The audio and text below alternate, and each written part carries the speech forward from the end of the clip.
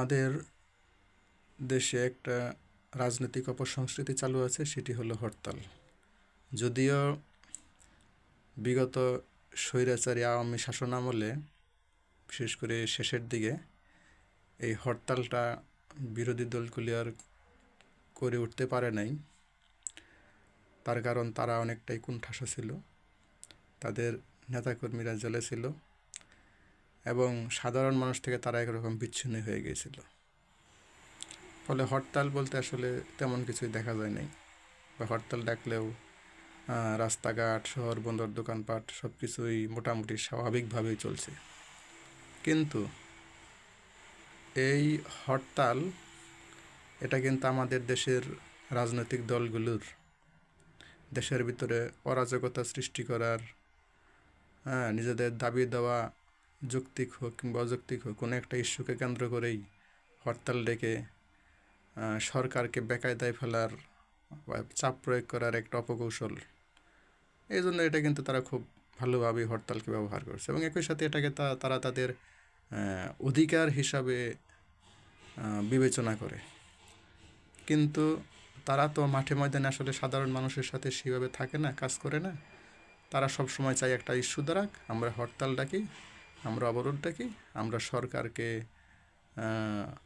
বেকায়দায় ফেলার একটা চেষ্টা করি, যাতে করে সরকার জনবিচ্ছিন্ন হয়ে পড়ে, যাতে করে সরকার পদত্যাগ করতে বাধ্য হয়, মানে এইরূপ একটা ব্যাপার। কিন্তু এই হরতালের কারণে সাধারণ মানুষের জীবনে যে দুর্ভোগ, যে অর্থনৈতিক ক্ষতি, যে ধরনের মারামারি, কাটাকাটি, জানমালের ক্ষতি হয়, সাধারণ নাগরিকরা মারা যায়, কোথাও কোথাও অগ্নিসংযোগ, এই যে সাধারণ মানুষের জানমালের ক্ষয়ক্ষতি হয়, এই জিনিসটা কিন্তু আসলে যারা হরতাল ডাকে, যারা রাজনৈতিক দলে হত্যা করতে, তাদের কিন্তু পায় না। তারা কিন্তু সেফ থাকে, তারা নিরাপদে থাকে, তাদের পরিবার পরিজন নিরাপদ থাকে। আন্দোলনের নামে, হরতালের নামে সাধারণ মানুষের গাড়ি ঘোড়া জ্বালানো, দোকানপাট ভাঙচুর করা, সাধারণ মানুষের কর্মজীবনে দুর্ভোগ সৃষ্টি করা, এই জন্য হরতালের ব্যবহার তারা খুব ভালোভাবেই করে। সুতরাং আজকের দিনে দাঁড়িয়ে আমরা ওই সকল রাজনৈতিক দলকে সাপোর্ট করব কি করব না, তাদের পাশে থাকবো কি থাকবো না, তারা যে অতীতে যে রাজনৈতিক অপসংস্কৃতিগুলি চর্চা করেছে, সেগুলি আমাদের বিবেচনায় নেওয়া দরকার। আমরা অবশ্যই হরতাল বিরোধী, আমরা অবরোধ বিরোধী। আমরা চাই রাজনৈতিক দলগুলো জনসেবামূলক কাজ করার মাধ্যমে আমাদের পাশে থাকুক এবং তারা এমন কর্মসূচি দিক, যে কর্মসূচির সাথে সাধারণ মানুষের ব্যাপক সম্পৃক্ততা থাকবে।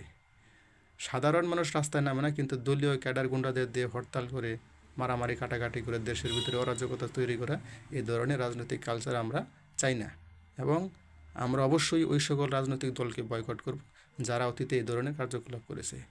জয় জাগ্রত জনতা। সবাইকে এনআরপিতে স্বাগতম।